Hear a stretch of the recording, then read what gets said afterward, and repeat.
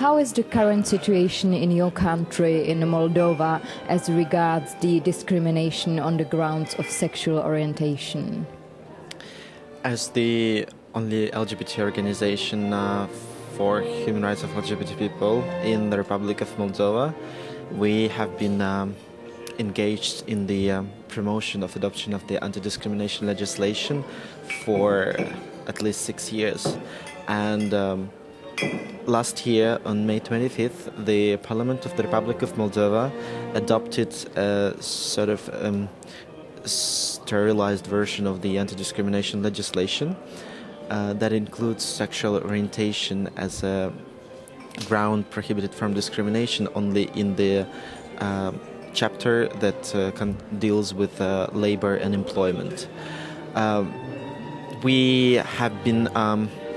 very concerned about this because it was the compromise made between the government and the parliament with the homophobic groups, including the Moldovan Orthodox Church, which heavily imposed the adoption of such legislation because it included sexual orientation as a protected ground. We were concerned that this is actually a discrimination against gay people in Moldova if they are protected by the law, but only by in the certain area of life. However, the law came in force on January 1st, 2013, and we are now look forward into the practical implementation of this piece of legislation. And to be frank, we were the first organization that supported a claim based on this legislation, which had a victory in the court of the first instance when the court found liable a person for discrimination against his ex-wife on the basis of her sexual orientation and found him guilty for harassment and victimization of the woman for the fact that she was a lesbian. The thing that we are concerned the most is not only the anti-discrimination legislation that exists, but it's the hate speeches and incitement to discrimination that comes from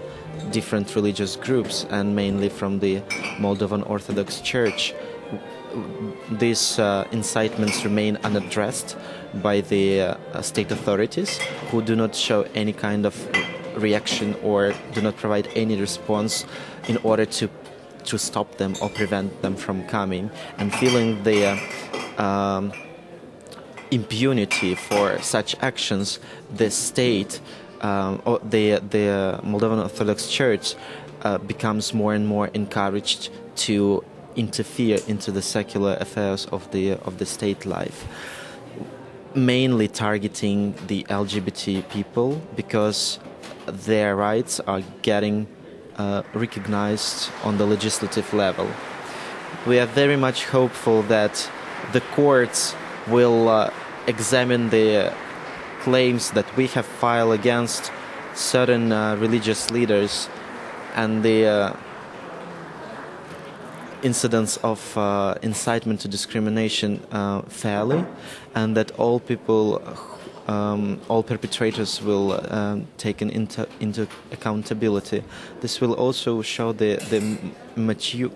maturity of our judiciary, that tend to be also